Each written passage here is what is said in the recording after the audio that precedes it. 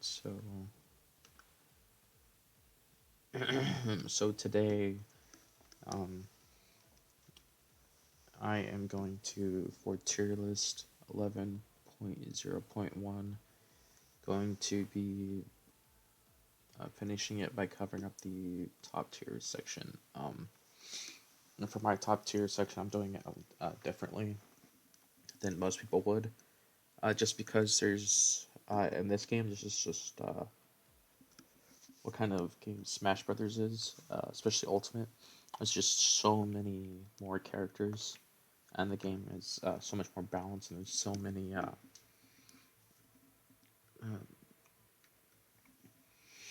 What I'm just getting at here, there's so much more potential. Even a character who's supposed to be down here, even can still win tournaments. Just keep that in mind. Um, because again, as crazy as this game is, it could still be one with skill, not just it's not just gonna be carried by certain characters. Excuse me. It's not just gonna be.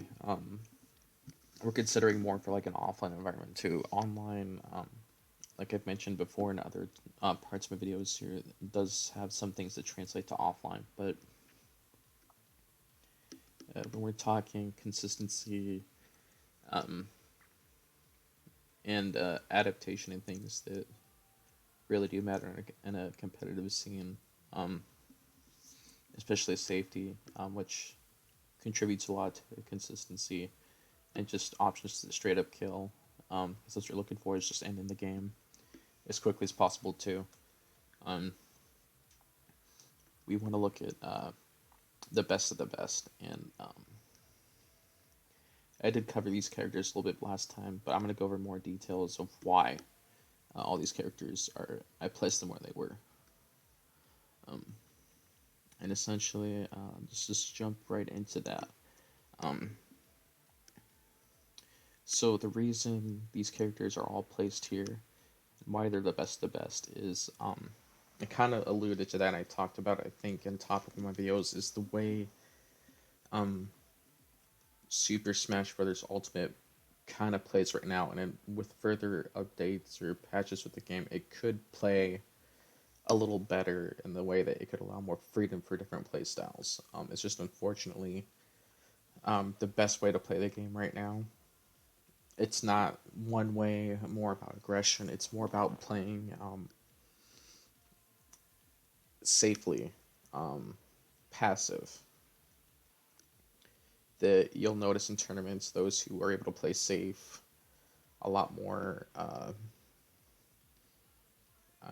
going to have a lot more of an edge against their opponents, no matter what character they play. Even if you see some players like Hungrybox play aggressive, you'll notice in certain matchups where he gets outspaced, he starts struggling a lot in Ultimate, and that's because the game with how it's designed just and I don't know if they intended for that to happen. They probably didn't. It just because I remember when they were making the game, even like doing the demo and other things, they were just wanting it to allow more aggressive gameplay. But what ended up happening is because there's no real way to no real balance between being aggressive and passive. Um, it doesn't allow for both uh, styles to really take place in the game, and just it's a lot more passive, kind of like it was in Smash Four, um, which is a completely different transition from Brawl and Melee. Um, Although there were people who can find ways to play somewhat aggressive in Smash Four with characters like I kind of want to say a little bit of certain character matchups with Sonic and Bayonetta, Mario, um, Pikachu, Cloud. But again, if you think about that kind of thing too, those are characters that were at some points were you know, frame data wise, like broken other things, and always considered top tier in their games. Um, so it's just something to consider there. And there's obviously other characters too, but I'm just giving some examples. Um, and because this game, unfortunately, the way it is, the current patch and everything doesn't um, promote a lot of different gameplay styles. Um, and there are characters a lot that I point out that probably do need a lot of buffs from like or fixes in general. Excuse me. That would also help too.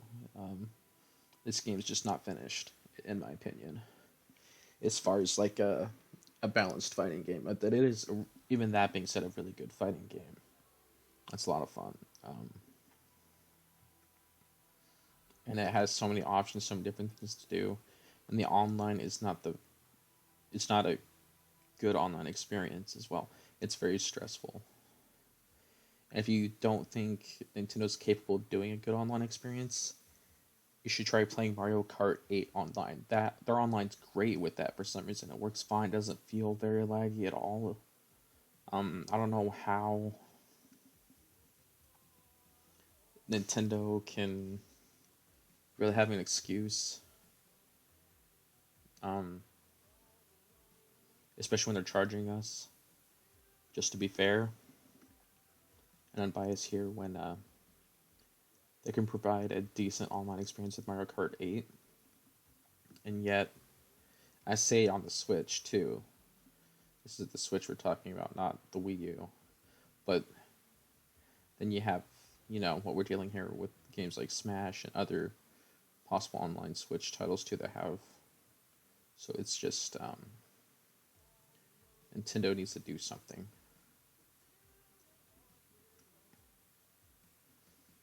Yeah, that's where I'm going to go into these next points here, where these characters, people have been discovering or always updating their tech or whatever, just always work on their characters here, and this is what helps. So like Hero, because he's capable of doing so much technically, he shouldn't have any bad matchups. But again, it depends on the play styles and other stuff too. And unfortunately, because the game promotes such a passive play style too, and here he does really good when everyone's playing passive, and he does also really good when he's allowed to play passive. So currently, right here is where he kind of should be. He should be kind of like around here somewhere. Um, and he has everything technically in his kit, even though it is somewhat random, to counterpick every character, or at least be an even match with every character, even just someone like Shulk. Because technically, even though it's really rare, he could get like invincibility. Um, so even though he may be behind like a stock dude, he could play catch up real quick. Um, and in competitive, you technically are around to run away for a little bit, even though it's considered stalling. There's technically no rule against stalling unless you're doing something like an infinite or something, because they're just slowing down the tournament. That's where my line is with tournaments, like no stalling, because it's the point where it's excessive. Because then you're just wasting the time of the other tournament players. Um, but again, that's always been a debate. Um, and Shulk I touched on before too. Again, I don't think they need uh, too many adjustments or really any adjustments. It's maybe just all gameplay mechanics you need to look at this point with everything. Or bugs. Gaming Watches, we all know, frame data, everything. He's really good. He has probably realistically very few matchups that he could struggle against. Um, he's very good. He deserves his placing in up in this portion at least. It's just against characters kind of like Steve by design, who can hold him at bay long enough to get what he needs. And Steve has, there's more tech people are discovering with Steve, more discoveries in general, tactics, everything. Uh, Steve in general. I just chose the zombie. I think it's kind of cool. There's actually like a zombie and other stuff here, and Enderman stuff in this game too. But yeah, I think the fact there's characters in this game like Steve and Hero and other characters where you can just be creative on other levels helps the game's development for competitive scene and everything a lot. Because you can really do things people wouldn't expect on other levels. So I think that's great. And that actually helps to his advantage a lot and creates advantages in situations where he should be at a disadvantage. So I think it's a really big help to him. I put Sonic up here. Sonic actually does some crazy things. I've been labbing and looking at stuff. With the certain buffs he did get to help him play, where he doesn't have to camp and run away the whole time. He can actually play aggressive, so he can actually adapt and change his playstyle. He can play aggressive. He can play passive if he needs to, but he's most efficient when he plays like Sonic. When he plays passive aggressive right now.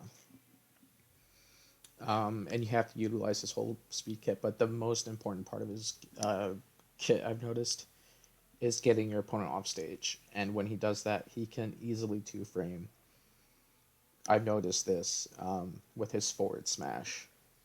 It is extremely good. If for some reason, I think the best word I should use is clashes with just about everything in the game except a counter. Obviously, you can't just smash attack a counter expect to do good.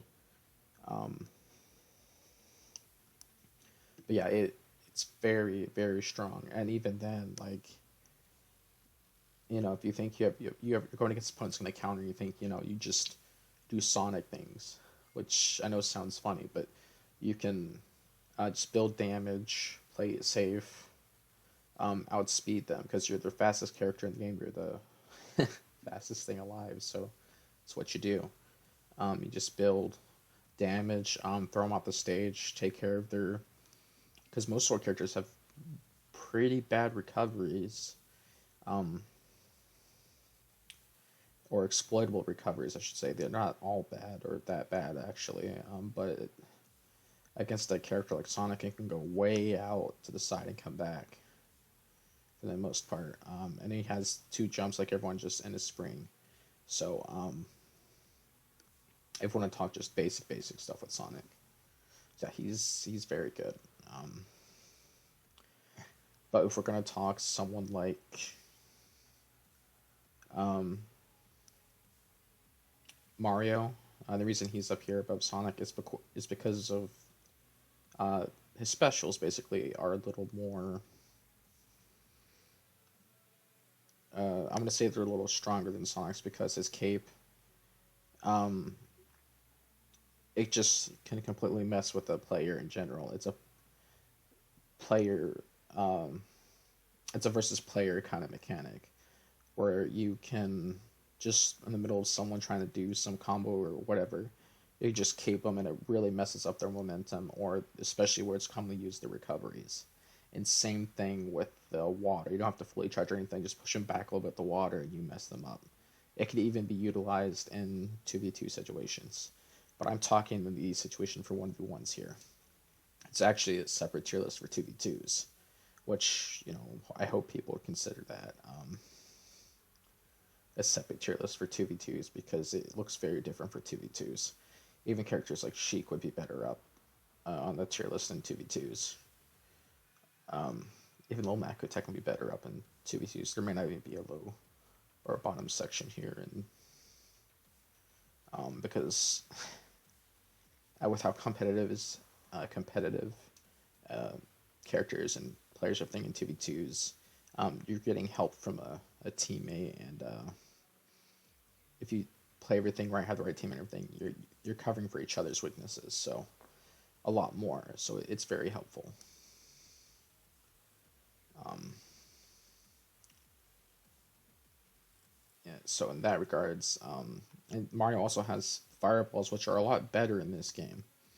They actually can go into a follow up, which can set up for combos, things like that. And same thing if you want to look at like Sonic's neutral air, or or Sonic's fast falling forward air, things like that, as an example.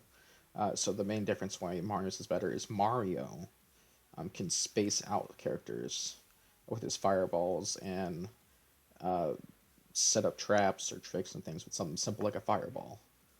And he's a little more versatile than Luigi because he doesn't need grabs all the time. Mario doesn't. Um, Mario's just a lot more well rounded than some of these other characters. Um, Even that being said, though, his recovery may be his only weakness because even though he can do all these things, kill and other stuff, he just doesn't have.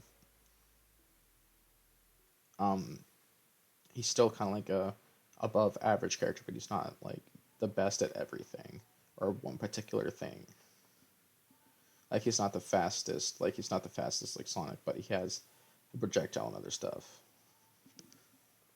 Um, or he's not able to jump super high like ZSS here, or he doesn't have like moves to hold people still like ZSS, or a super evasive like ZSS. Just that's why she's up here too. Her frame data is better. Um, it's just you know, but again, ZSS is just kind of barely. I feel just because if you want to look at results and things and match up with things, about the same. I think it comes down to comfort between these two, in my opinion.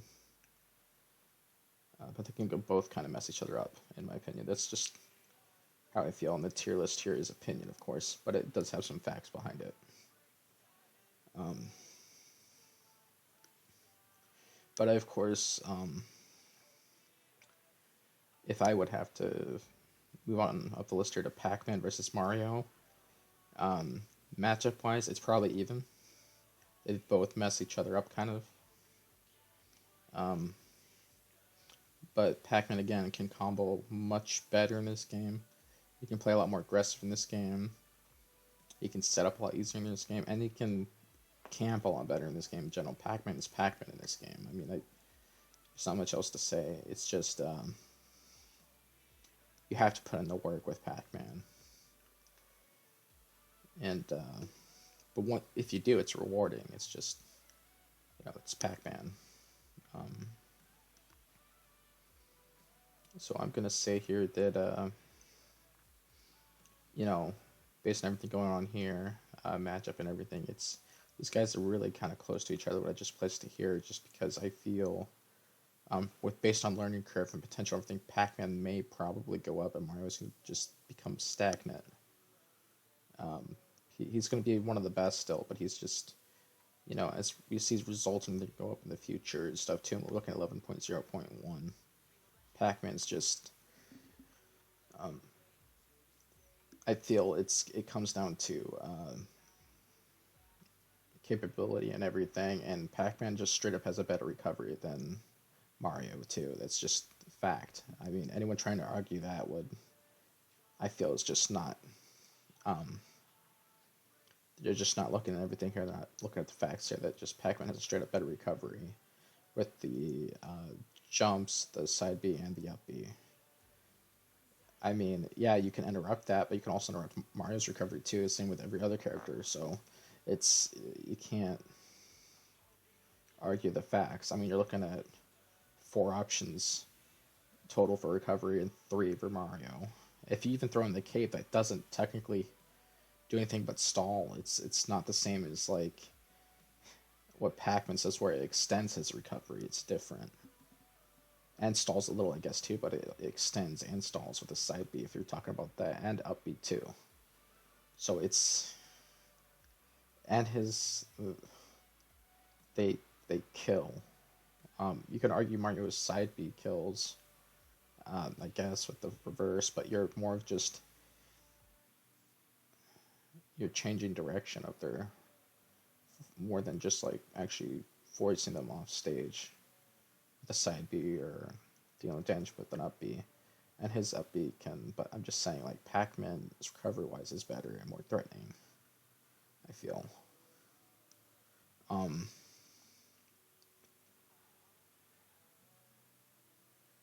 because here's the thing: do you dread in fighting these two? I would rather fight a Mario than a Pac-Man.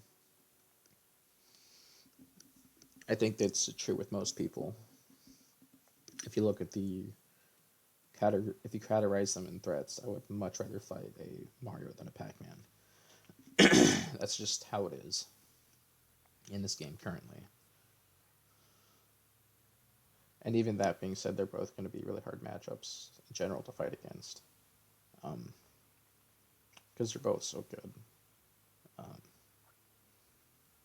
and moving on to Fox, he's proven himself here over and over again to be one of the best characters in the game. He's incredibly balanced, fast on the ground. I've already kind of discussed the idea of um, the Star Fox and Star Wolf. You know how their personalities are represented in this game and everything, and why they play the way they do and why it makes sense.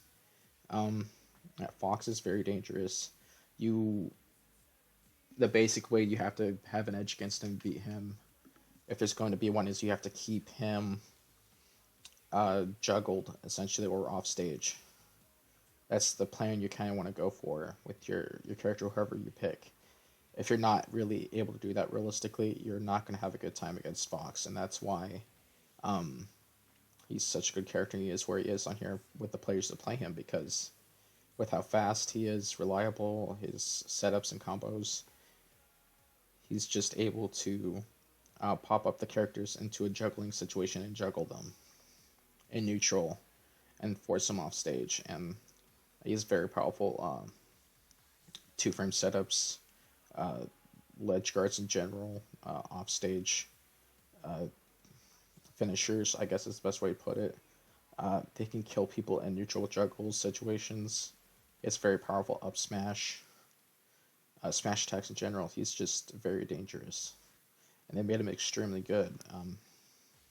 And he's just scary to fight against. And the only reason I put like Peach and Daisy up here, essentially, I know I probably should put Daisy next there, because I think the only difference with Peach and Daisy that I found earlier on, unless they changed it, I can't confirm. I'd have to go back and check and like training or something. I think Daisy's turnips or something, and it's just turnips are supposed to do like 2% more damage or almost 2% more damage, but that's really not that big a deal. It just means her turnips are her vegetables, essentially. Her vegetables, not the items like the bomb or the, what do you call it, the little item that breaks shields. I can't remember what you call them.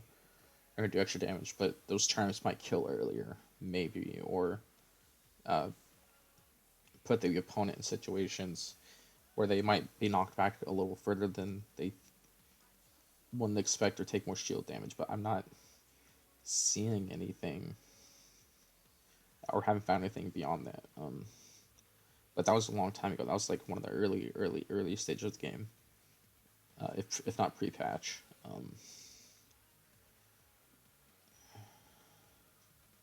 Yeah, Peach is just consistent and able to kill a lot more than Fox, and she can fight people off stage more consistent than Fox, and even can somewhat counterpick Fox. That's why Peach just has proven to put herself right here. But even that being said, Snake, especially with consistency, uh, grenade usage, um, he's earned himself to be up here, even above Peach, because Snake just it's not even just that he builds damage; he's able to kill earlier, I think, than Peach. Um, and he has a down throw combo into up tilt. Um, he doesn't necessarily need to go off stage and kill anyone, because everyone has to go on stage eventually, but he can. He's just so strong, and he's so heavy. His recovery is really good. He can keep recovering with use of an explosive, whether it be a grenade or his C4. So he's very versatile. He can chase after a player because of this with his up special. So he's a scary character. And again, going over all the characters I've looked over so far, I don't think there's any real need for um, buffs. Um, Now, whether it's going to be game adjustments or anything, that's we'll see. But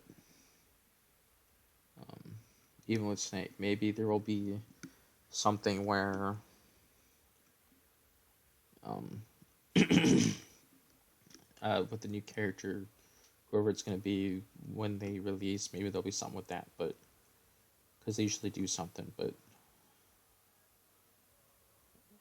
um, maybe they'll fix some bugs that are happening or something. And probably there are some bugs, and maybe it's all with because of online. But again, they just need to work on online in general. Um, Gone the Wolf. Wolf is here in general. It's not just that he's consistent, and it's not that he can combo and all this other stuff that Falco and Fox can do. And yes, he's slower than Fox, and yes, that he's not strongest recovery as Fox or um, combo consistent as Falco, but he's able to kill earlier potentially than those two. And he has the same basic elements those two have as far as moveset and things. So because of this, um, it's because he's a middle ground between those two, but he's also his own thing that it makes him a very strong and versatile character. That even more so than Fox, that he um, should very what much so matchups wise be able to beat Snake. Um, Snake's gonna have a very hard time utilizing projectiles against Wolf because Wolf even has like a shine. Um, so it may not be as speedy as Fox's maybe, but it's still effective. And Wolf can of course combo Snake and other characters. Even some characters up here above them, all these characters, you can potentially combo them. So yeah, Wolf is very scary, very very scary. And again, the only reason he's down here is because of, I think, current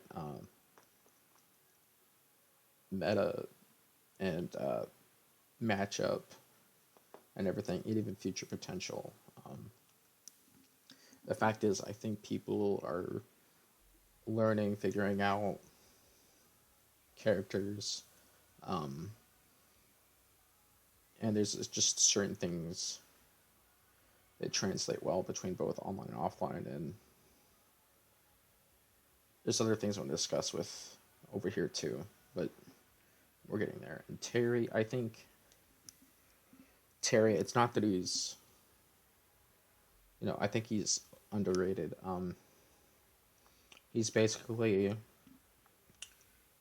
got everything Ken and Ryu are supposed to have, except the weight. If Terry wasn't, I think, like a middleweight, if not, I think middle lightweight. He's somewhere in the middleweight category. He would be probably right here. I think easily, just because of his go mechanic.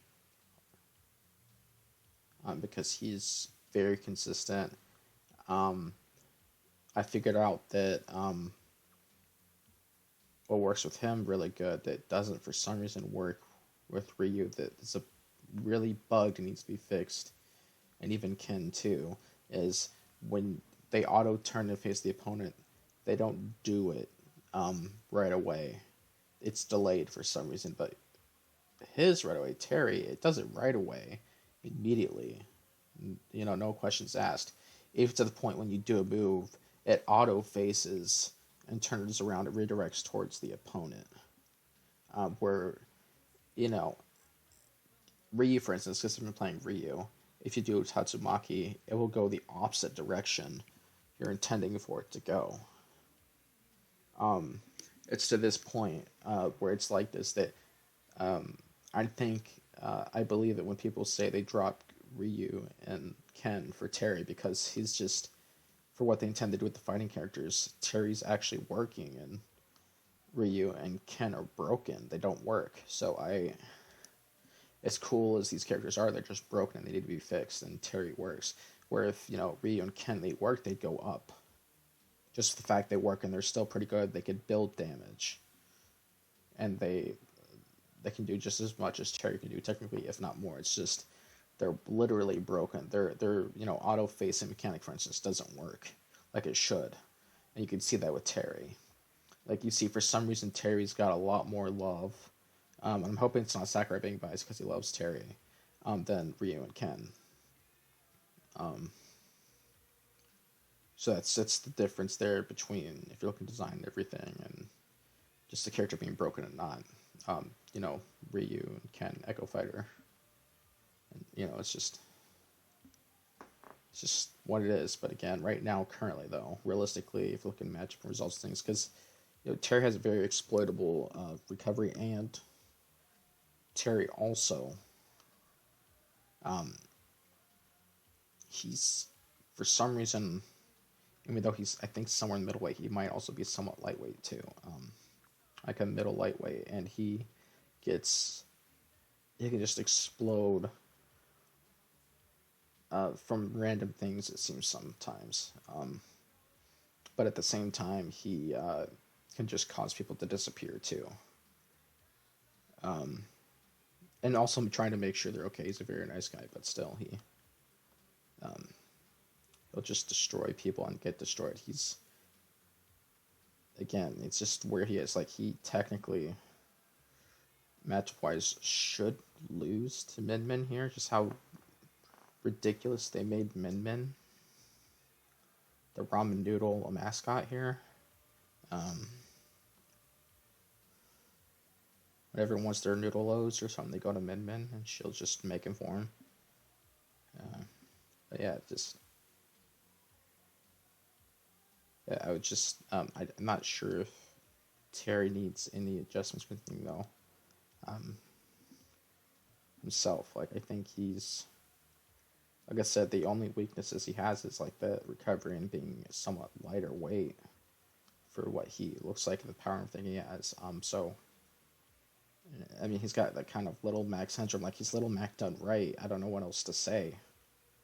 Um, Actually touched on Little Mac when I first started doing these kind of things. What he needs. Yeah, Min Min though.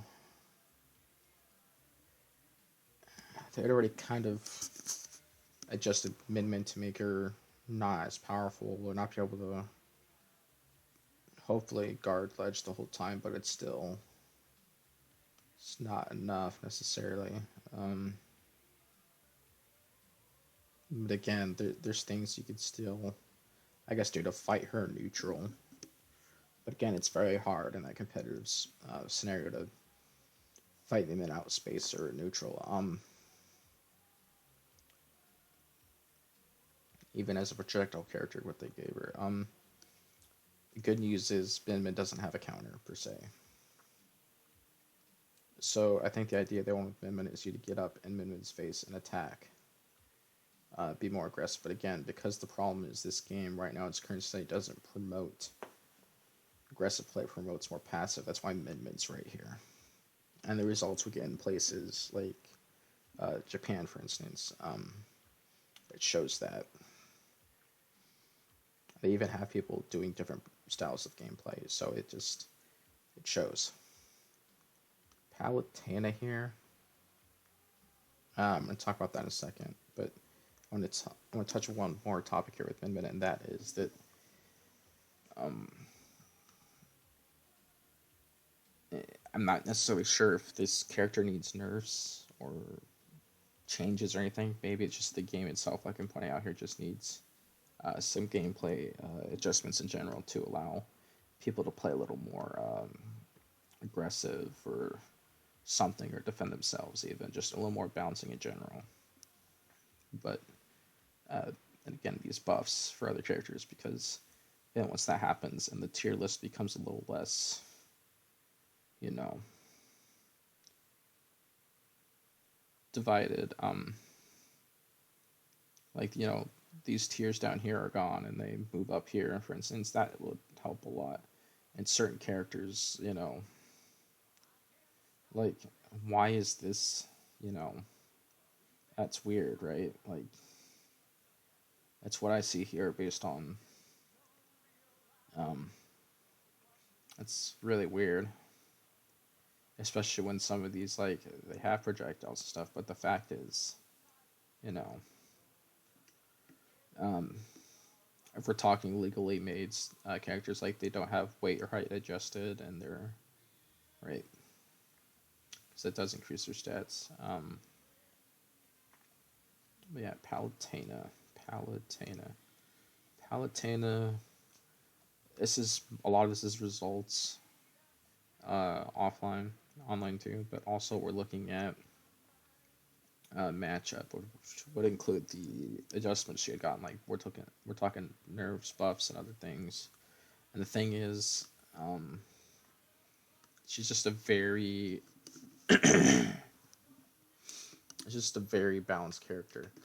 Um, with um, her advantage is being like, so I compare her to Pit and Dark Pit in the sense that, if they had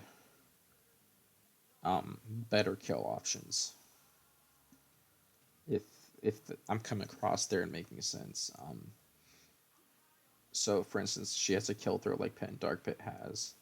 Um, Her smash attacks kill, but she also um,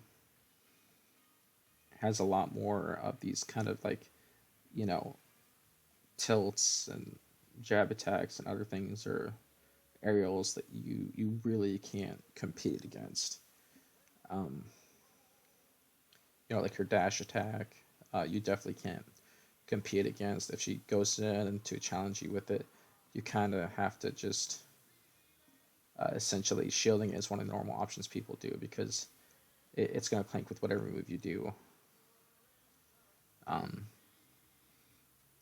so you really can't do things against Palutena of certain options. And she has like Dark Pit and Pit's neutral air. She has her neutral air, but it's just um, stronger and more consistent. Even though it's been, I think, nerfed heavily at this point. There's things like that. Her up air is a kill option, and Pit and Dark Pit technically have a similar kind of up air, but hers is just much better and it's a kill option. Um, it's just I just she makes herself like they're angels and she's their leaders. When it comes to the final countdown, they have to go to her. That's what it is, and they symbolize that very well with her. She's earned that here. That's the best way to explain it design wise and matchup wise. She's very few matchups she struggles in, I feel. I'm not an expert with her, but I would feel she would struggle with combo characters or speed characters to get in on her. Or characters that can compete with her range, even, because she has range.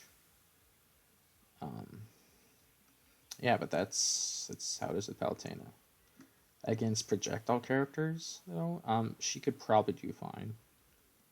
Just because she has her down B for the starters, and she has so many different ways to throw her own projectiles and cover with her own, you know, moves, dash tag, everything, aerials and other stuff she can get in on other players too. So it's really hard to deal with that. You have to play really safe against her. That's why I say like combo characters are probably her. A really really fast character is going to be like something that gives her trouble. And there's not a ton of characters like that in this game. So again, she has very few really tough matchups in general. Now we get on to the toughest part of the list here, which technically this is top 5 here, right? We got 1, 2, 3, 4, 5. All right, and I think this can kind of be agreed upon overall, which would even count for offline, online we're seeing here.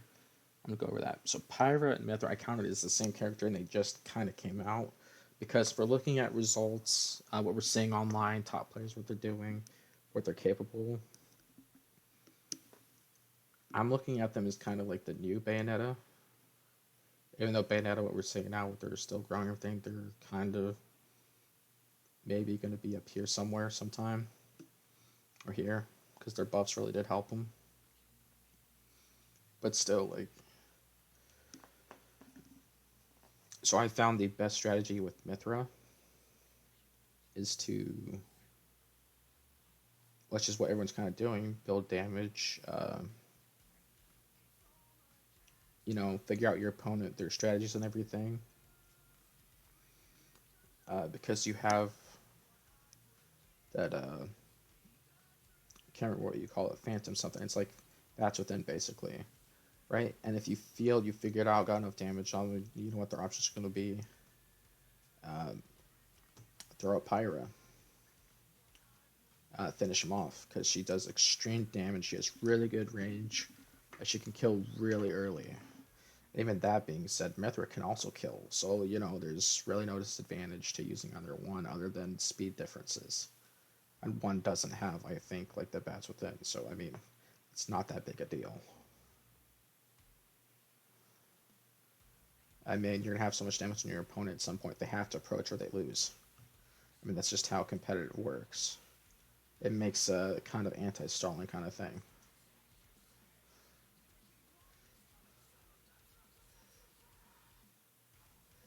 And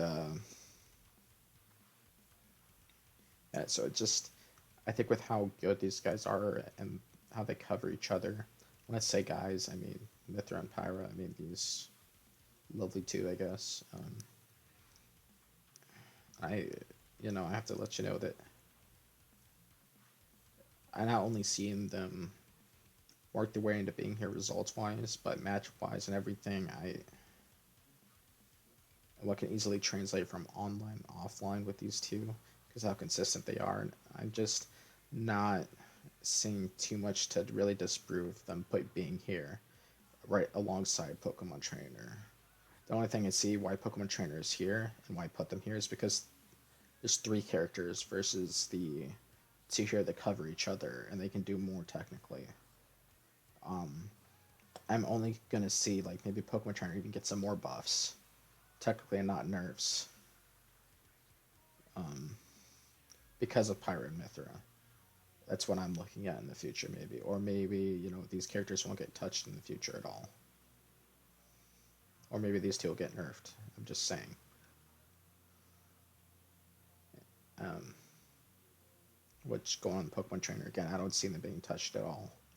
It not being be buffed for something because of Pyra and Mythra, or these two don't get buffed or nerfed. Maybe there's some adjustments for certain things because maybe there's been some glitches or something. But again, we're talking top 5 characters here. There's, you know,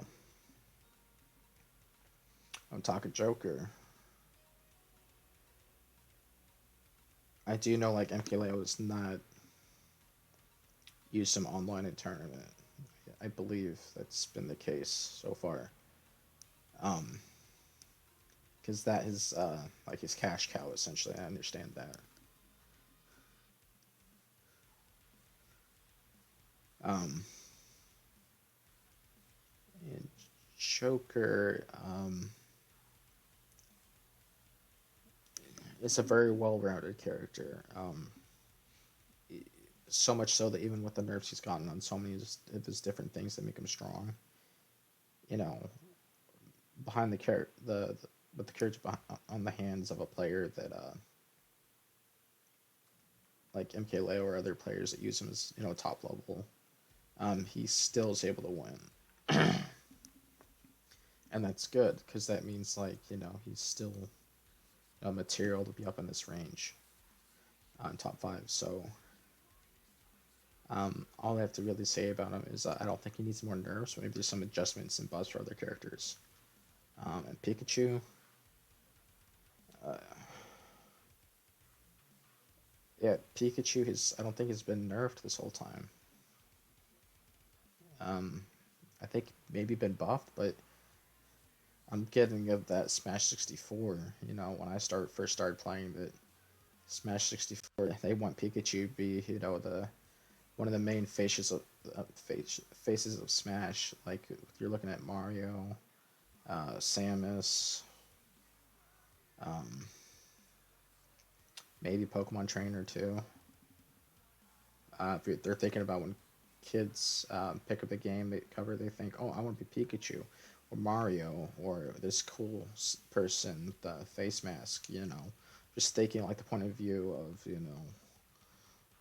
and then they learn that they can be someone like Banjo, or they see like, uh, oh, I want to be like Mario characters, basically.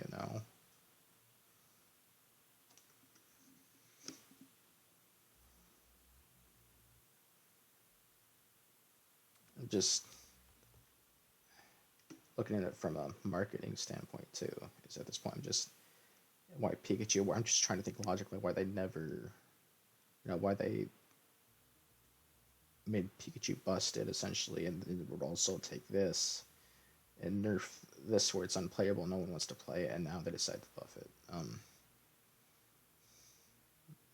Pikachu is I just a marketing standpoint makes no sense, and it's just yeah. So I'm just gonna say like maybe I could see depending on how adjustments and things go, maybe Pikachu will get a nerf on something, or there'll be some gameplay fixes. I think the best thing to do at this point is just buff a bunch of other characters, make some gameplay fixes, and balance adjustments. And obviously, fixing online is a top priority too. But because I mean, if you can't fix online, and Mario Kart 8 is as old as it is, and it's doing as good as it is with its online netcode, I don't know what else to tell you. I mean, I know this is a fighting game, but that game's how old, and you have it on Switch, and it does great with its online experience. I don't know. Like, can you add like a dedicated server to this game or something? Like, I don't know what else to tell you. Yeah, that's basically my explanation of this.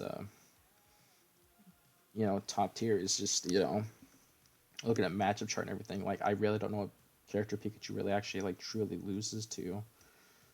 Maybe there's some even matchups he can maybe struggle to, but if we're and same thing with Joker, kind of these two kind of But again, what recent gameplay do we have MKLeo, or does he even practice his character? I mean, I really want to know. I want to hear from him or see. That'd be great. I'm sure he does. I mean, it would be insanity if he doesn't keep up practice with. I'm more than certain he does. If it's just offline sessions, which would be best, but um, with like his team. But yeah, Pikachu. I'm just saying hasn't. I don't think has actually received any nerfs.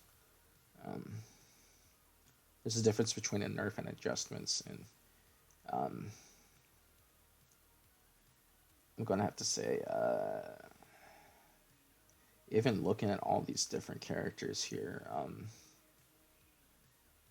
the, there's some characters that probably give Pikachu trouble, like maybe Men, maybe potentially some a fighter character like Ryu or Terry or Ken, but just trying to think logically here, but and maybe in some instances Hero or Shulk or something, you know. But the main core reason why I'm putting that together is because they're characters that are gonna try and interrupt Pikachu what they're doing, keep him out, something like that, um, or just try and get early kills, something like that, right? I mean, with that logic, we look at Banjo possibly too, but again, the issue is Pikachu's far more consistent and able to combo safely and all this other stuff, and just from those combos finish off the opponent. So it's again that there's a reason Pikachu's right here. It's because he's able to back it up. It's not just